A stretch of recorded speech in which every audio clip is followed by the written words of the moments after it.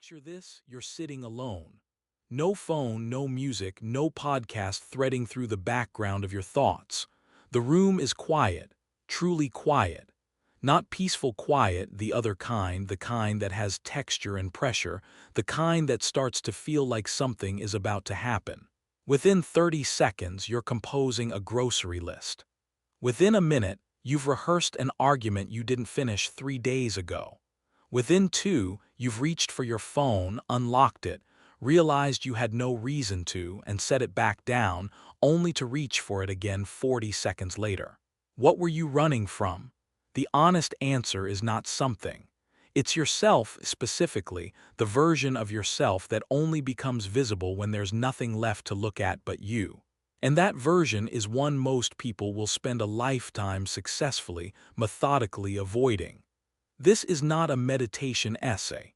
It's not going to suggest an app, a breathing pattern, or a journal prompt.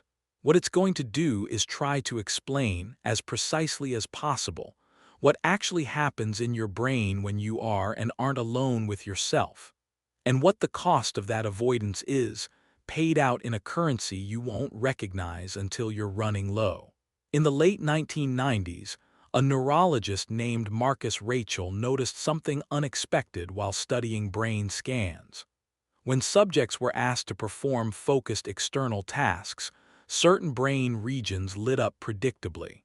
But when they were given nothing to do, no task, no stimulus, just rest, a different set of regions activated.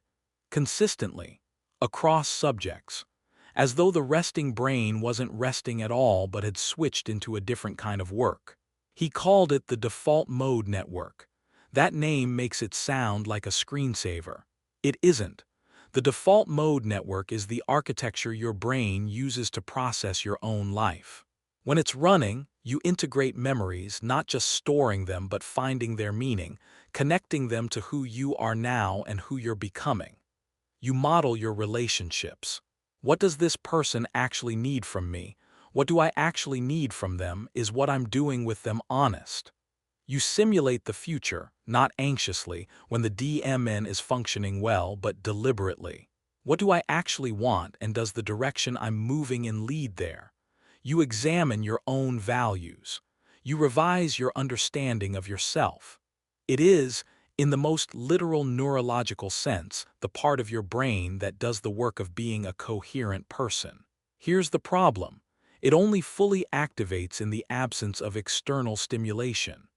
It needs silence, not metaphorical silence, not quieting your mind in the yoga class sense, but actual, literal absence of incoming information to do its job.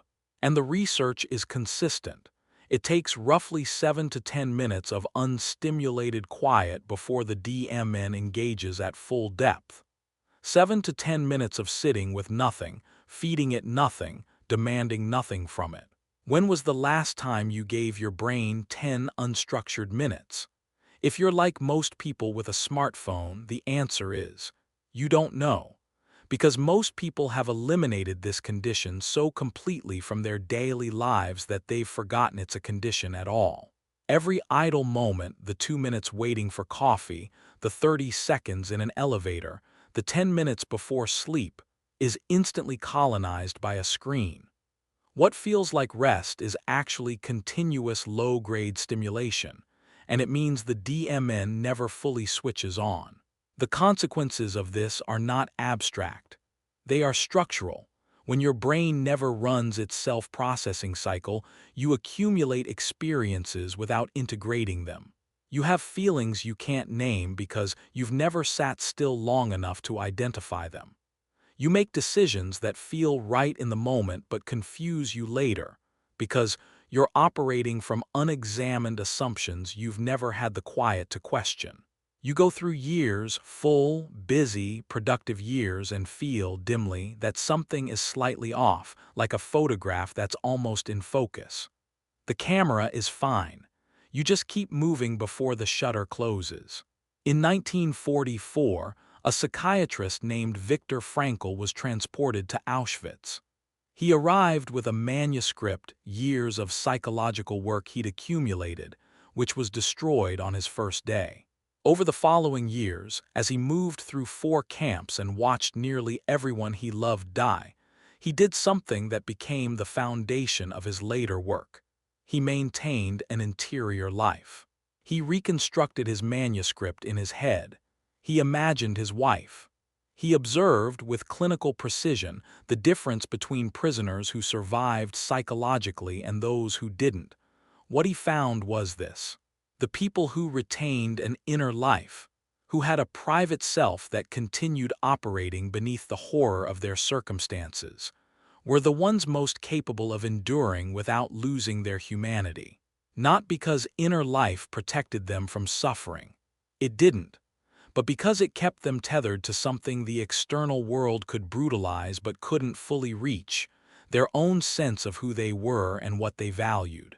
He distilled this into an idea that his later writing returns to repeatedly. Between stimulus and response, he wrote, there is a space.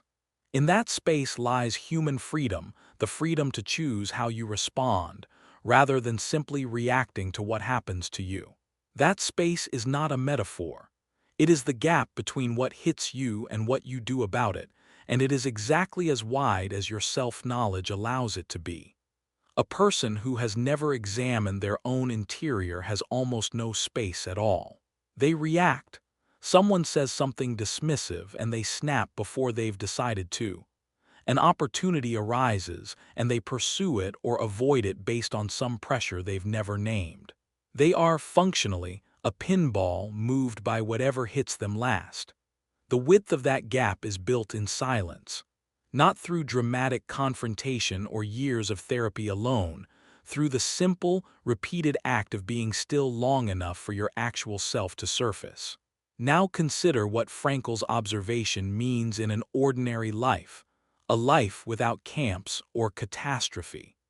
If the interior self is this important under maximum external pressure, what happens in comfortable circumstances when you never develop it at all? You don't need a crisis to lose yourself. You can lose yourself in an ordinary Tuesday, across years of ordinary Tuesdays, simply by never stopping long enough to check whether the life you're building is one you actually want.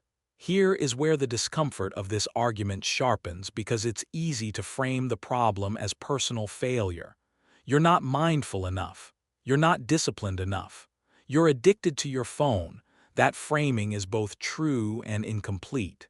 The habit of avoidance is personal, but the architecture that enables and rewards it is not. A person who knows themselves, who has examined their actual values, who can identify the difference between a genuine desire and an anxious impulse, is genuinely harder to sell to.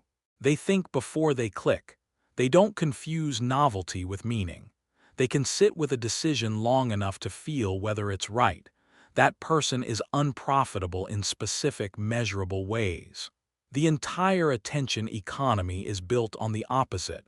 Maximum stimulation, minimum reflection, the next thing available before you fully process the last one. This is not a conspiracy. It's just an incentive structure, and it works with extraordinary efficiency. The phone in your pocket is not designed to help you think. It's designed to make thinking feel unnecessary because something more stimulating is always available. Blaise Pascal wrote in the 17th century that most human problems stem from man's inability to sit alone in a room. He wasn't diagnosing weakness. He was diagnosing a structural feature of human psychology. We find the contents of our own minds uncomfortable, and will do almost anything to look somewhere else. Pascal understood this without smartphones, without notification systems, without algorithmic feeds designed by engineers studying attention in laboratories. All that technology did was make an ancient habit dramatically easier to indulge, which means breaking the habit requires something deliberate, not dramatic, just deliberate. The people who created the conditions for self-knowledge throughout history didn't achieve it through some superior capacity for stillness. They achieved it by creating and protecting time that belonged to their interior life before anything else could claim it. Thoreau went to Walden. Frankel reconstructed his manuscript in his head while doing forced labor. The method is almost irrelevant. The commitment is everything. Here's the part of this argument that most writing about silence and self-knowledge skips because it's uncomfortable to include. What you find when you finally stop running is not reliably pleasant. Some of what lives in the silence is grief, grief for time spent in the wrong direction, for relationships maintained at a surface level. Depth would have required a vulnerability you weren't ready for versions of yourself you suppressed because the people around you found them inconvenient.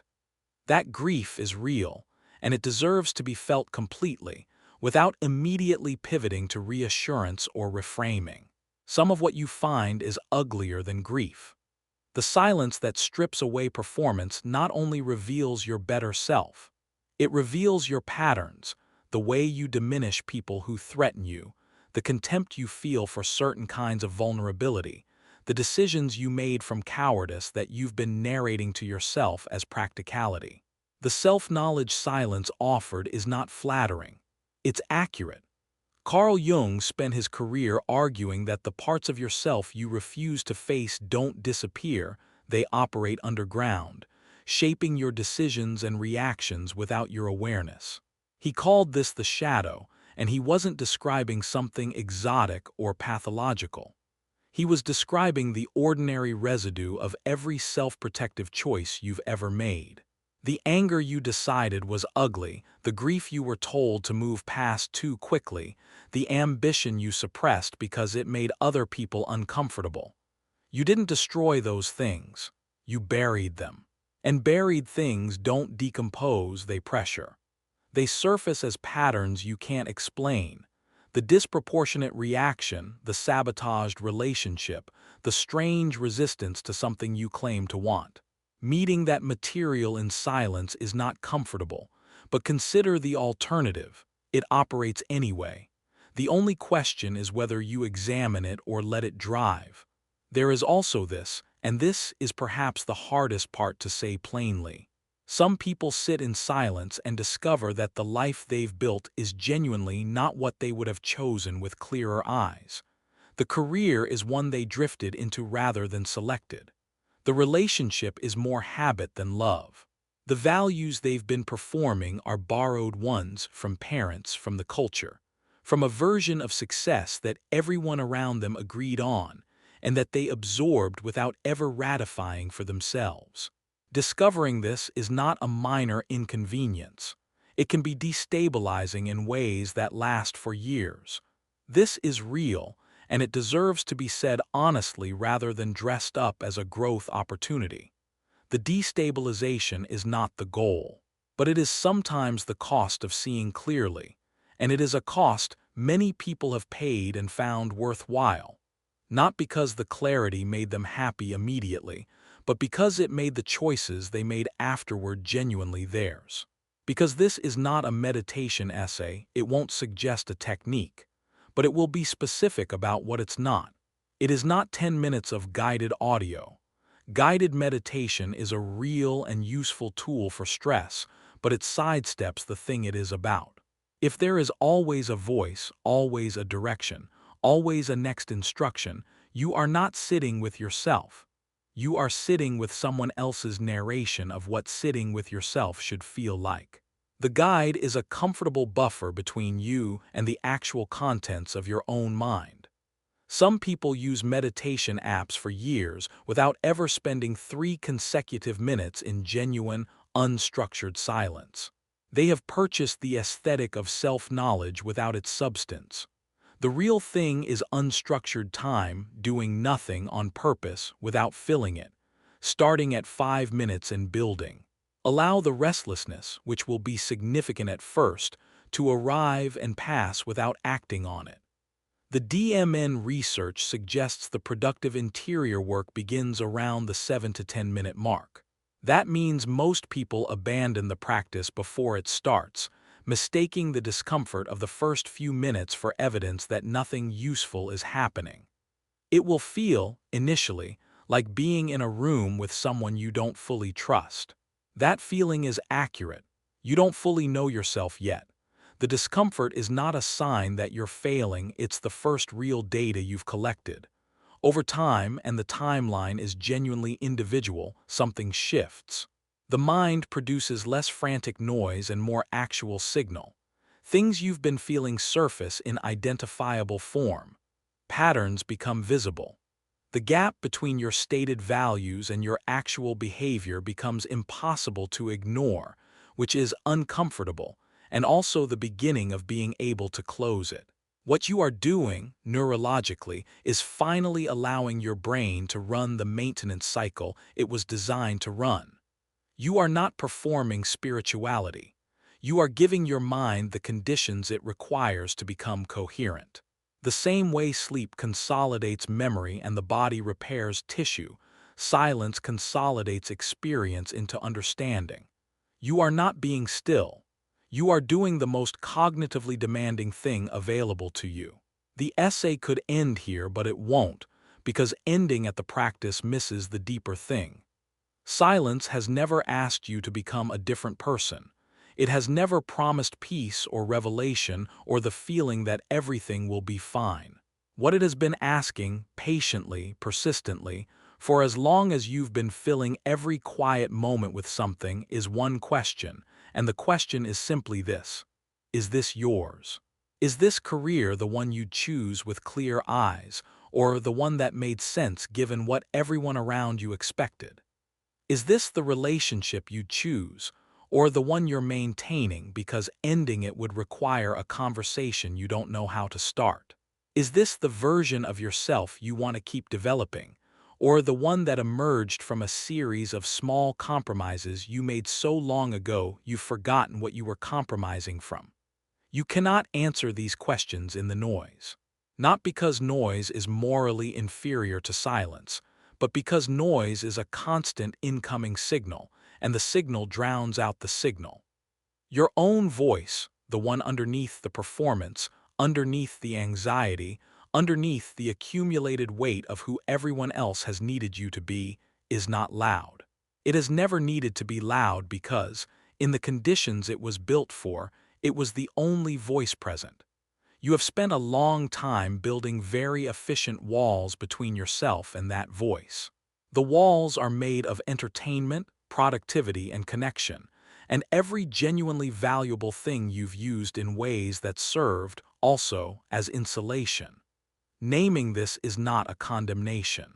It's a description of how humans navigate the discomfort of being conscious, which is a discomfort everyone feels and almost no one discusses honestly. But here is what the walls cost you. They cost you authorship. A life built without access to your own interior is a life authored by accumulation, by the available job, the comfortable relationship, the values that were socially rewarded. Those forces are not evil, but they are not you. And the distance between what they've built and what you would build is the distance you feel on quiet evenings when nothing is wrong and everything feels slightly off, between the life you're living and the life that belongs to you. That distance doesn't close by thinking about it. It closes by sitting with it long enough that it stops being an abstraction and becomes something you can act on, specifically, imperfectly, in the particular circumstances of your actual life. The silence is not waiting to deliver a revelation. It is waiting to deliver you back to yourself. What you do with that is, genuinely, entirely yours to decide, but you have to stop moving first.